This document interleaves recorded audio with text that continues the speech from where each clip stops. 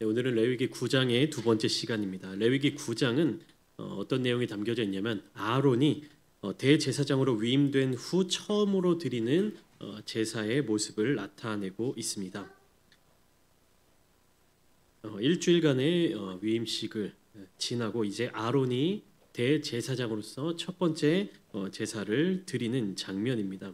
아론과 이스라엘 자손들은 이 레위기 9장에서 드린 제사의 모습과 그 제사를 통하여 얻게 된 감동 그리고 하나님께서 주신 그 은혜를 늘 기억하여 하며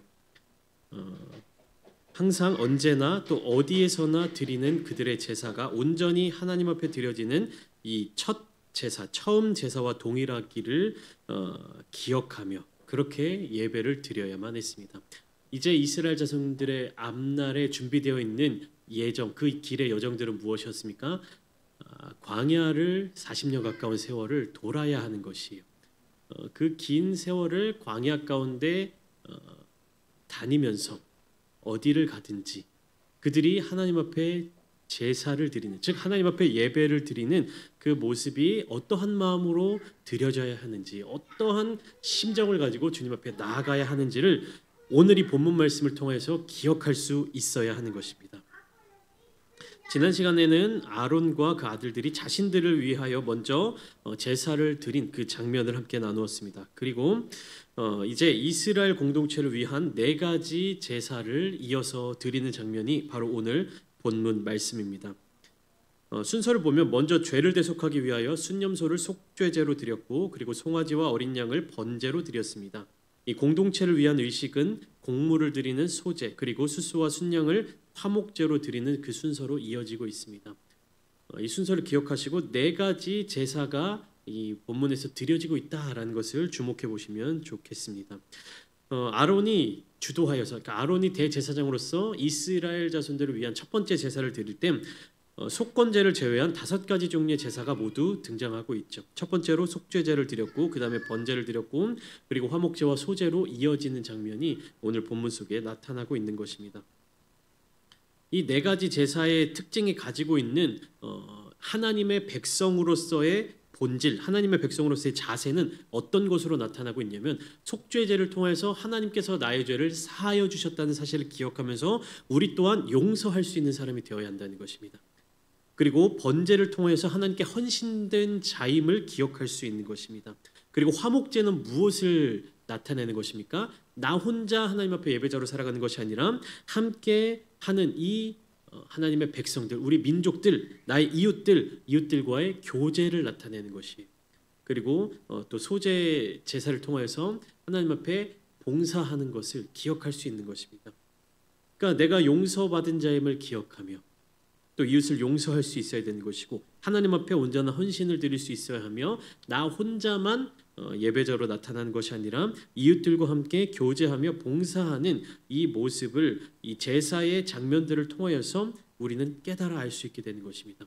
그러니까 구약의 제사가 폐하여졌다, 구약의 율법이 폐하여졌다 우리가 이야기를 하지만 제사의 형식이나 제사의 규례는 없어졌을지 몰라도 그 제사 안에 담겨져 있는 하나님의 백성으로서의 자세 그리고 하나님의 그 마음은 우리가 오늘날에도 깨달아서 그것을 바라보면서 소망하며 나아갈 수 있어야 하는 것입니다.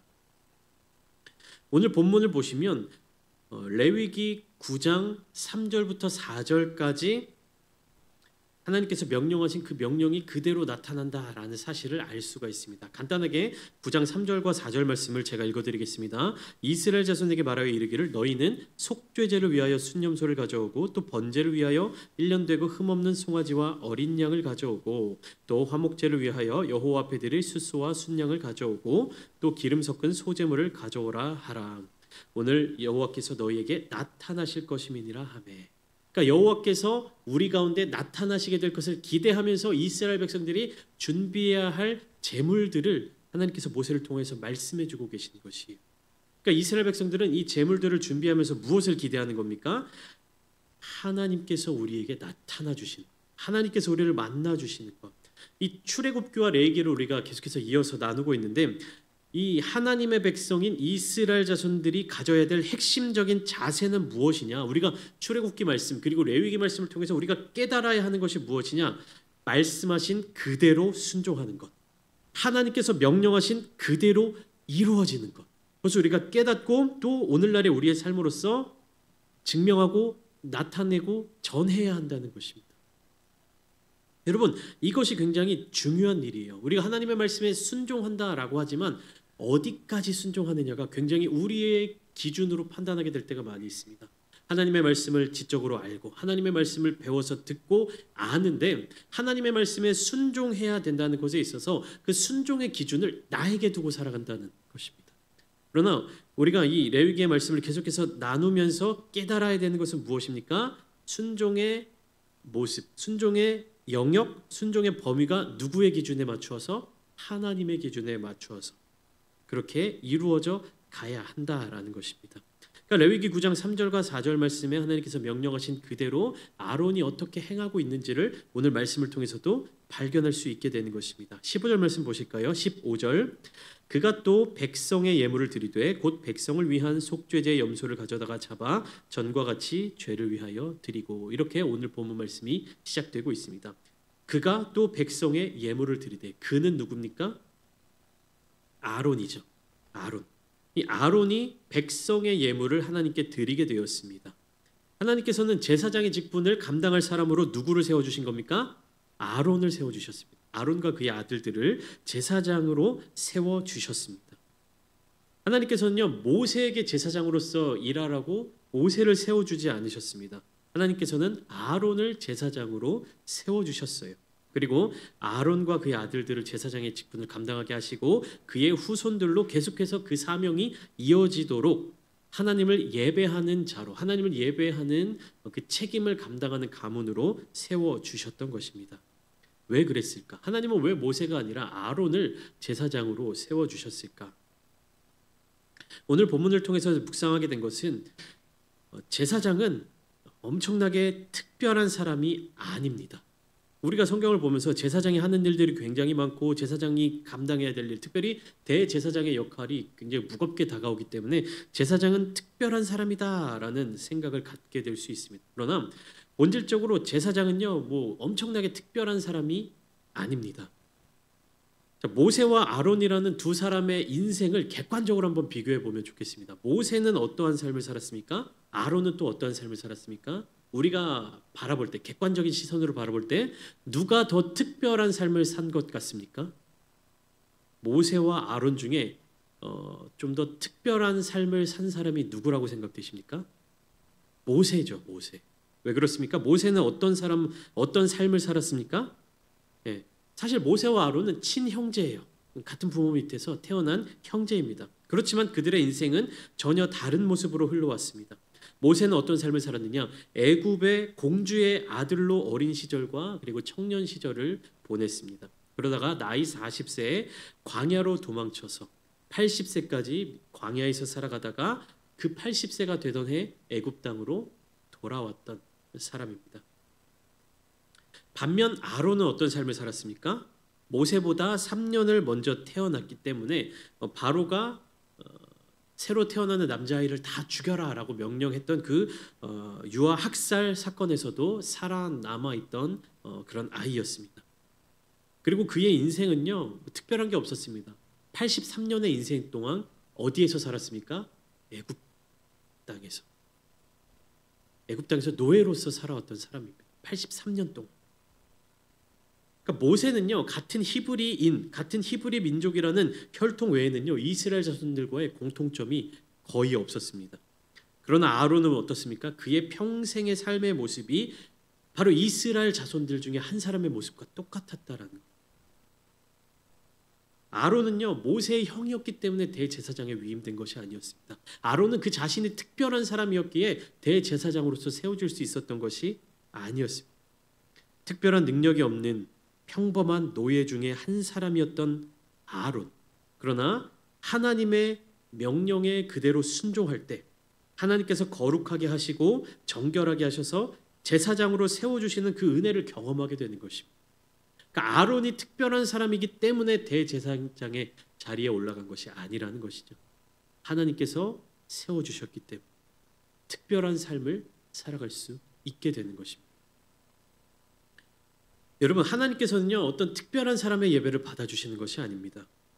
오늘날을 살아가면서 볼 때 뭐 목사나 전도사, 사역의 사역자로서 살아가는 이 사람들만 대단한 것이 아닙니다. 그 사람들의 예배만 하나님께서 받아주시는 것이 아니에요. 하나님께서 명령하시는 그대로 하나님의 말씀에 온전히 순종하며 따르는 사람, 하나님은 그 한 사람을 찾고 계십니다. 여러분들이 함께 모여서 이 예배 자리 가운데, 또 교회에서 각자의 자리 가운데 헌신하고 봉사하시고 또 예배 자리 가운데로 나아오실 때 내가 어떤 특별한 사람이 아니라는 것 때문에, 혹은 나라는 존재감이 하나님 앞에 어떻게 나타날까 두려움이 있을 수도 있고 걱정이 있을 수도 있고 내가 예배자로서의 어떤 자격이 있는가라는 고민이 있으실 수도 있습니다. 그러나 하나님께서는요 특별한 사람의 예배를 받아주시는 것이 아니에요. 순종하는 사람의 예배를 받아주시는 것입니다.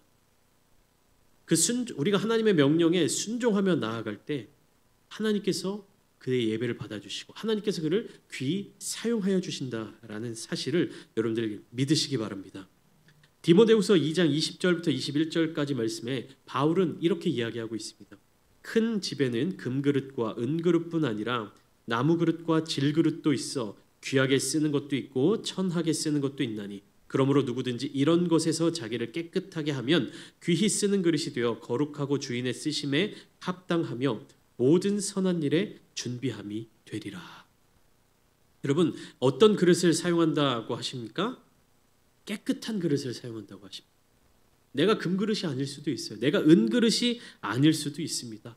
그러나 내가 어떤 그릇이냐, 어떤 모양을 가지고 있느냐, 어떠한 재질로 만들어진 그릇이냐, 이것을 따지는 것이 아니라 내가 하나님께 쓰임받기에 깨끗하고 거룩한 사람인지, 내가 하나님을 예배하는 일에 있어서 어떠한 자리에서 예배를 드리느냐와 상관없이 내가 얼마나 거룩하게 예배자로서 준비되어 있느냐, 우리는 여기에 주목해야 할 것입니다. 하나님께서는요 거룩한 사람을 기다리고 계십니다.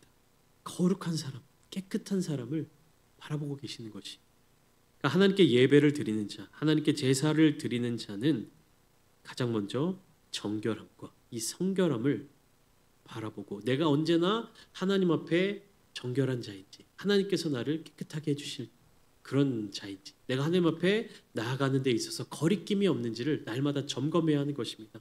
아론이 첫 번째 제사를 드릴 때 어떤 제사를 드렸습니까? 속죄제, 자기를 위한 속죄제를 드렸습니다. 일주일 동안 회막문 안에서 다른 사람들과 교류하지 않고 하나님의 오늘날로 따지면 교회 안에서, 하나님의 성전 안에서 일주일간을 살아왔던 아론과 그의 아들들이 하나님 앞에 이스라엘 이 백성들의 제사를 드리기 위해서 가장 먼저 속죄제를 드렸다라는, 우리는 이것을 기억해야 합니다. 자, 그러면 하나님께서 이렇게 대제사장으로 세워주신 아론, 특별할 것이 없는 사람이었지만 하나님의 명령에 하나하나 순종함으로 말미암아 대제사장으로서의 사명을 감당하게 된 이 아론의 모습을 이제 그의 첫 번째 제사의 모습으로 16절부터 쭉 이렇게 설명하고 있습니다. 하나님께서 명령하신 그대로 제사를 드리는 아론의 모습이 나타나고 있어요. 여러분, 여기서 중요한 것은 무엇입니까? 하나님이 명령하신 그대로 드린다라는 것입니다. 하나님께서 말씀하신 것에 대해서 내가 그 하나님의 말씀을 듣고 내 기준으로 이해하고 내 수준으로 받아들이고 내 수준으로 해석해서 적용하는 것이 아니라 무엇입니까? 하나님께서 말씀하신 그대로. 16절 말씀 보시면 이렇게 되어 있죠. 또 번제물을 드리되 규례대로 드리고, 하나님 명령하신 그대로 드렸다라는 말씀입니다. 또 17절 보면 소제를 드리되 그 중에서 그의 손에서 한 움큼을 채워서 아침 번제물에 더하여 제단 위에서 불사르고, 그리고 18절부터는 화목제물을 드리는 과정이 기록되어 있습니다. 아론과 그의 아들들이 화목제를 드리는 일에 있어서 이것도 마찬가지로 어떻게 드리고 있습니까? 하나님이 명령하신 그대로 행하는 모습을 상세하게 나타내 보여주고 있습니다. 여러분, 화목제물을 어떻게 하나님 앞에 드리고 어떻게 처리해야 되는지 우리가 여러 차례 함께 나누었죠. 하나님께 드려야 될 부분, 하나님이 명령하신 부분, 화제로 태워서 올려 향기로운 냄새로 올려드려야 될 부분이 있고, 또 가지고 돌아가서 함께 나눠서 고기를 먹을 수 있는 부위가 있고, 지금 아론과 그의 아들들이 화목제물을 어떻게 처리하고 있는가, 그리고 그 화목제물을 어떻게 각을 떠서 하나님 앞에 올려드리고 있는가, 18절에 보시면 그 제물을 잡고 피를 처리하는 방법이 나오고 있고요. 19절에서는 숫소와 순양의 그 기름과 기름진 꼬리와 내장이 덮인 것과 콩팥과 간꺼풀을 그대로 가져다가 하나님 앞에 불살라 드렸습니다. 그러니까 하나님께서 명령하신 것들. 근데 이 명령은 누구를 통하여서 명령하셨냐? 21절 말씀. 가슴들과 오른쪽 뒷다리를 그가 여호와 앞에 요제로 흔드니 이 모든 것들이 어떻게 되었다? 모세가 명령한 것과 같았더라. 겉으로 드러나 보일 때 아론과 그의 아들들은 지금 누구의 말에 순종했습니까? 모세의 말에 순종하고 있습니다. 그러나 실질적으로는 모세를 통한 하나님의 명령에 순종하고 있는 것이 하나님께서 세워주신 질서를 통하여서 하나님의 말씀에 순종하는 모습. 아론과 그의 아들들은 하나님이 모세를 통하여 주신 규정과 절차에 따라 한 점 오차도 없이 제물들을 드렸습니다. 이것이 하나님께서 기뻐하시는 예배가 되었어요. 예배는 하나님을 위한 하나님께 드리는 것이기 때문에 하나님이 명하시는 그 규칙에 따라 하나님께서 기뻐하시는 예배를 드리는 것이 당연한 일이에요. 당연한 일이에요. 여러분, 규칙을 따른다는 것은요, 상대방이 원하는 것인지가 뭔지를 관심을 갖고 그것을 알려고 노력하고 그것을 지키려고 노력하고 사랑하는 마음으로 움직인다는 것을 의미합니다. 내가 상대방을 사랑한다, 내가 상대방을 존중한다라는 것을 어디서 알 수 있냐면요, 나와 상대방의 이 관계 속에서 상대방이 원하는 부분에 대해서 무시하지 않고 존중해 주는 것, 거기에서 알 수가 있습니다. 뭐 부부관계에 있어서도 그렇고, 아내에게 필요한 것이 무엇일까, 남편에게 필요한 것이 무엇일까, 부모 자녀 관계에서도 존중의 관계가 될 수 있죠. 그러니까 내가 생각하는 것과 상대방이 원하는 것, 그것에 대해서 상대방이 무엇을 원하고 있는지를 깊게 생각하는 것. 그러니까 우리가 선물을 할 때도 참 뭐 여러 가지 고민을 많이 하게 되잖아요. 근데 정말로 상대방을 위하는 어떤 마음을 갖고 있다면 어떤 고민을 합니까? 상대방이 무엇이 필요할까? 무엇을 필요로 할까? 뭐 지나가는 말로도 나 이거 있었으면 너무 좋겠다. 나 이게 너무 필요한데. 뭐 이런 식으로 지나가면서 했던 말을 기억하고 그것을 줄 수 있는 것. 그러니까 내가 주고 싶은 거, 이거 써봐. 내 선물이야, 내 마음이야. 이렇게 준다고 해서 상대방이 다 그걸 기뻐합니까? 상대방이 기뻐하는 선물은 무엇입니까? 내가 원하는 나의 마음이 어떠한지. 물론 사람의 관계 속에서는 이러한 복합적인 관계가 있기 때문에 무조건적으로 상대방에게 다 맞춰주는 것이 진정한 사랑이 아닐 수도 있습니다. 그러나 하나님 앞에 나아갈 때 우리는요, 하나님께서 원하시는 것이 무엇인지를 기억하는 성도들이 되었으면 좋겠습니다. 내가 하나님 앞에 나아가면서 원하는 것, 내가 하나님 앞에 나아가면서 하나님께 드리고 싶은 것, 또는 내가 하나님께 은혜를 구하고 싶은 것들이 많이 있을지라도 우리는 가장 먼저 무엇을 기억해야 합니까? 하나님께서 나에게 원하시는 것이 무엇일까? 하나님께서 이 사람에게 원하시는 것이 있고 이 사람에게 요구하시는 것이 있어서 이 사람이 그대로 순종하는 모습을 보면서 하나님이 나에게 원하시는 것이 무엇인가를 묻지 않고 이 사람의 모습을 그대로 따라간다고 해서 내가 진정한 예배자가 될 수 있는 것이 아니죠. 하나님께서 나에게 원하시는 것이 무엇인지를 내가 직접 묻고 그 말씀에 순종하며 살아가는 것이 진정한 예배자의 모습인 것입니다.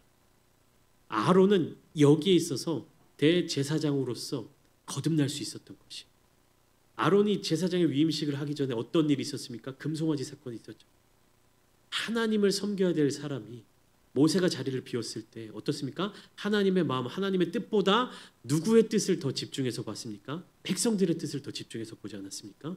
그러니까 뭐예요? 백성들이 우리를 애굽에서 구원해낸 그 신이 어디 있는지 우리가 불안하다, 우리 눈에 보이게끔 우리를 안심시켜줘라. 이러니까 어떻게 합니까? 금송아지를 조각해서 딱 놓고는 이 송아지가 너희를 애굽에서 구원한 신이다 라고 백성들을 안심시켜 주셨어요.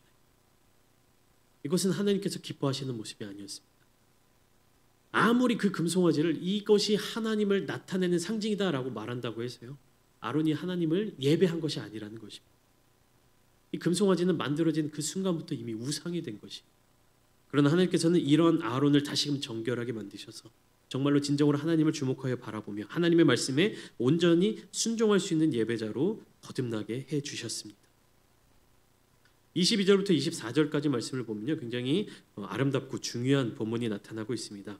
아론의 축복이 나타나 있고요. 그리고 이것을 통해서 여호와의 영광이 드러나고 있는 모습이 이 3절의 본문을 통해서 나타나고 있습니다. 22절 먼저 보시면 아론이 백성을 향하여 손을 들어 축복함으로 속죄제와 번제와 화목제를 마치고 내려오니라. 자, 백성들을 대표하여서 드리는 모든 예배를 다 마쳤습니다. 모든 제사를 다 드리기를 완료하고 아론이 지금 무엇을 하고 있습니까? 백성을 향하여 손을 들어 축복하였다.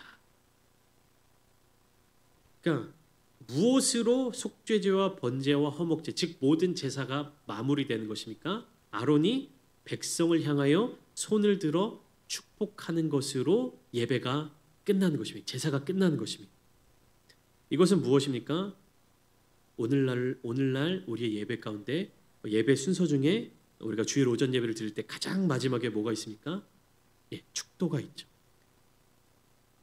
목회자가 두 손을 들고 축복 기도를 마치고 그것으로 예배가 다 끝나게 됩니다.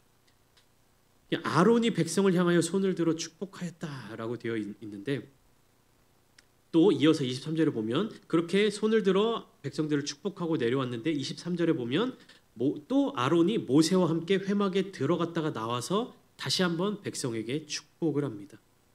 그리고 그때 여호와의 영광이 온 백성에게 나타났습니다. 아론이 어떻게 축복을 했을까?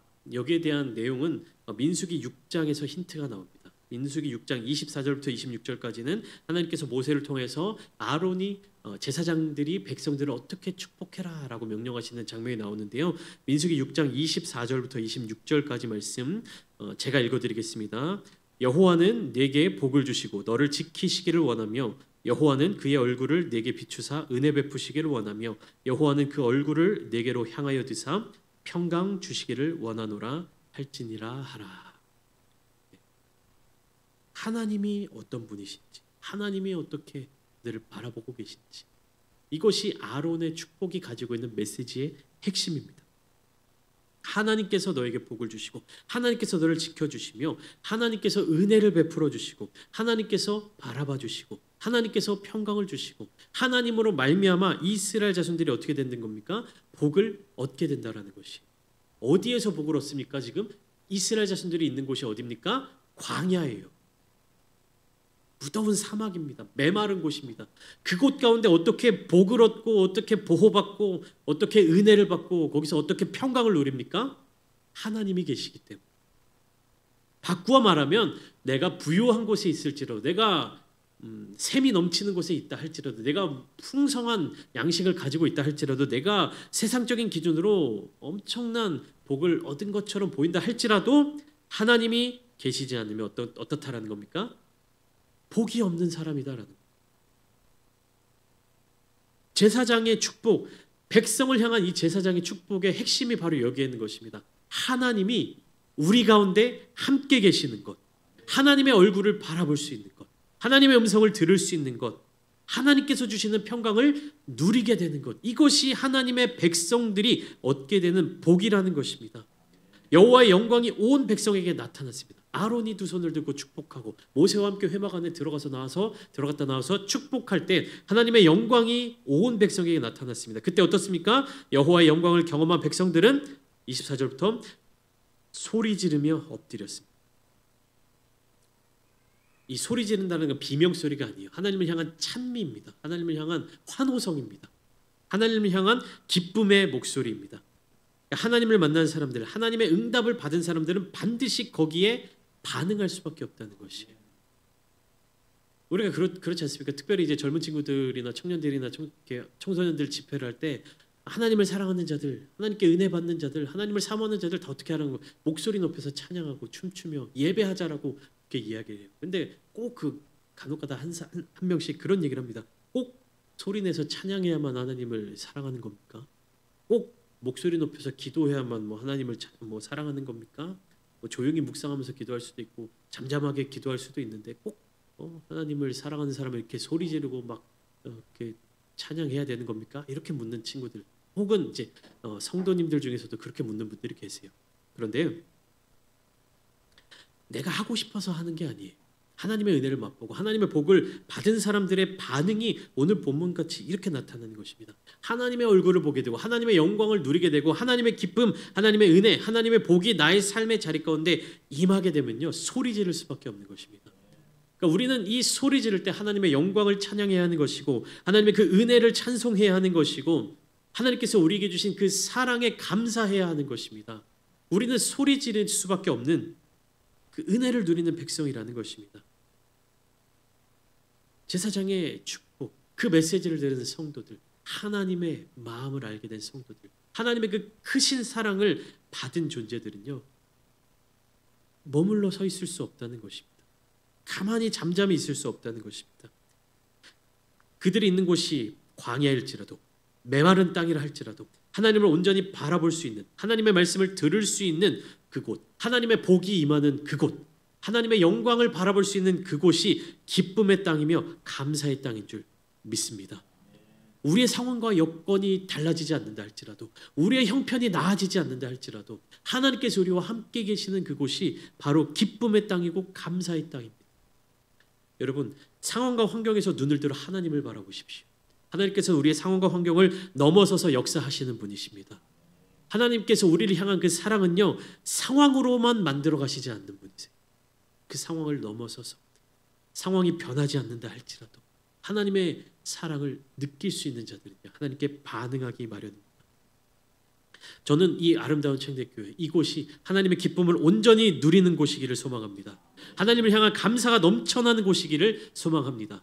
우리를 죄사하여 주시고 우리를 위해서 십자가에 달려 죽기까지 우리를 사랑하셨던 예수님의 사랑이 넘쳐나는 자리가 되기를 소망합니다. 하나님께 제사, 하나님께 예배하는 곳, 그 예배함을 통해서 하나님의 얼굴을 바라볼 수 있는 곳, 하나님의 복이 임함으로 말미암아 하나님께 기뻐 뛰며 찬양할 수 있는 바로 그곳이 이 자리가 되기를 소망합니다.